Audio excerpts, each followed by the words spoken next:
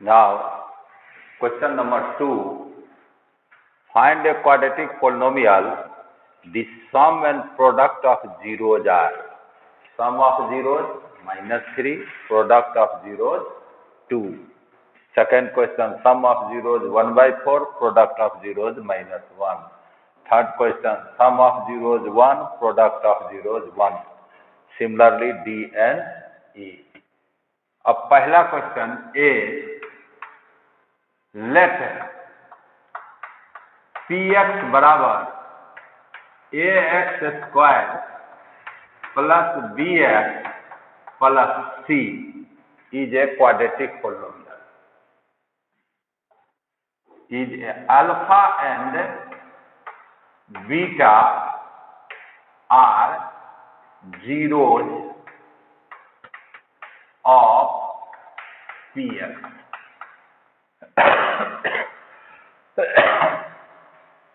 px मैं माना px बराबर ax² जोड़ bx plus c. This is quadratic polynomial. मैंने मान लिया px बराबर ax² जोड़ bx प्लस c. यही है क्वाड्रेटिक पोलिनोमियल. अल्फा बीटा इसका जीरोज है. तो अब यहाँ अल्फा बराबर हुआ -3, अल्फा प्लस बीटा बराबर अल्फा प्लस बीटा. क्वेश्चन में दिया है सम ऑफ जीरोज, तो अल्फा प्लस बीटा बराबर -3. अब product of zeros alpha into beta बराबर 2 इक्वल टू -3/1 इक्वल टू 2/1.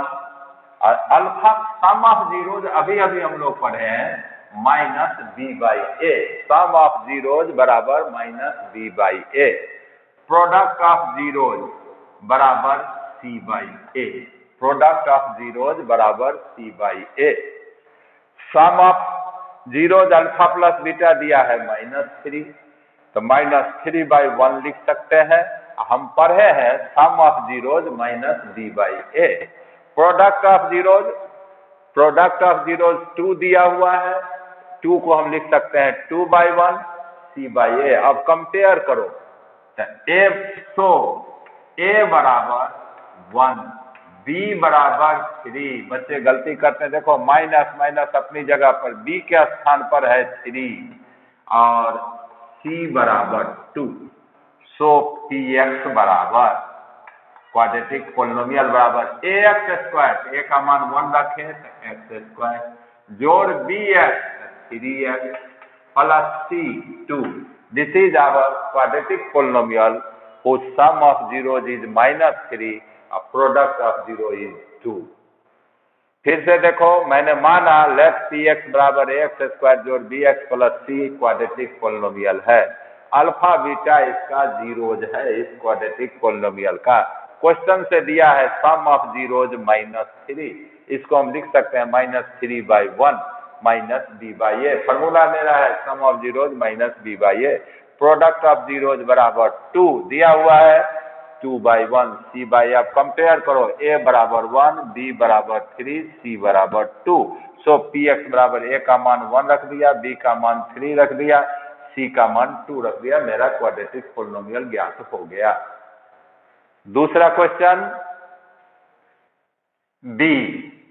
ये पहला लाइन सभी में कॉमन रहेगा. अब यहां देखो sum of zeros alpha plus beta बराबर 1/4. प्रोडक्ट ऑफ जीरोज बराबर 1/4 इंटू -1 बराबर -1/4. अब इक्वल टू माइनस ऑफ -1/4 लिख सकते हैं बराबर -b/a. Some of zeros -b/a और इक्वल टू c/a. अब कंपेयर करो, a बराबर 4, सो a बराबर 4, b इक्वल टू -1. ये माइनस दिख रहा है, b के जगह पर दिख रहा है -1. c equal to -1. c equal to -1. So P X बराबर A X square 4x square, B X minus X, B का मान -1 है, सी -1। तो मेरा क्वाड्रेटिक पॉलिनोमियल निकल गया 4x square minus x minus 1। फिर से देखो सम ऑफ जीरोज है 1/4, इसको हम माइनस ऑफ -1/4 लिख सकते हैं, minus b by a, alpha beta product 1/4 into -1, तो -1/4, इसको हम सी बाई ए लिखेंगे फॉर्मूला से। कंपेयर किया ए बराबर 4, ए बराबर 4, बी बराबर -1, सी बराबर -1। अब पी एक्स में मान ए का रख दिया 4, 4x स्क्वायर, बी का मान -1, तो -x -1। मेरा क्वाड्रेटिक पॉलिनोमियल ज्ञात हो गया। अब सी क्वेश्चन देखो, अब यहां पर आपको दिया हुआ है सम ऑफ जीरोज बराबर 1, प्रोडक्ट ऑफ जीरोज बराबर 1। तो sum of zeros minus of -1 minus of -1/1 बराबर -b बाई ए। अब प्रोडक्ट ऑफ जीरोज 1/1 बराबर c बाई ए। अब कंपेयर करो, a बराबर 1, a बराबर 1, a बराबर 1, b बराबर -1, c बराबर 1। सो पी एक्स बराबर A X square X square, b -1 -x plus c1। तो क्वाड्रेटिक पॉलिनोमियल बराबर एक्स स्क्वायर -x प्लस 1। इस प्रकार मेरा निकल गया क्वाड्रेटिक पॉलिनोमियल पी एक्स बराबर एक्स स्क्वायर -x प्लस 1। कुछ नहीं, sum of zeros alpha plus beta 1 दिया हुआ है, 1 को हम माइनस ऑफ -1 लिख सकते हैं, इसको -1/1 लिख सकते हैं, -b by a. Product of zeros alpha beta equal to 1/1 c by a. Compare किया, a बराबर 1, b बराबर -1, c बराबर 1, वैल्यू रख दिया, मेरा क्वाड्रेटिक पॉलिनोमियल ज्ञात हो गया। अब देखो डी क्वेश्चन, डी क्वेश्चन में देखिए सम ऑफ जीरोज है -1/4, अब प्रोडक्ट ऑफ जीरोज है 1/4, इसको आप लिख सकते हैं -b by A, c by ए। मिलान करो, a बराबर 4, b बराबर 1, b बराबर माइनस अपनी जगह पर है, b बराबर 1, c बराबर 1।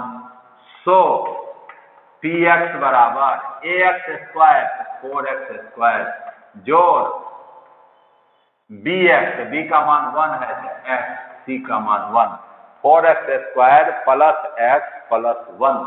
ये मेरा निकल गया quadratic polynomial 4x square plus x plus 1, जिसके सम ऑफ जीरोज है -1/4 और प्रोडक्ट ऑफ जीरोज है 1/4। अब ई देखो,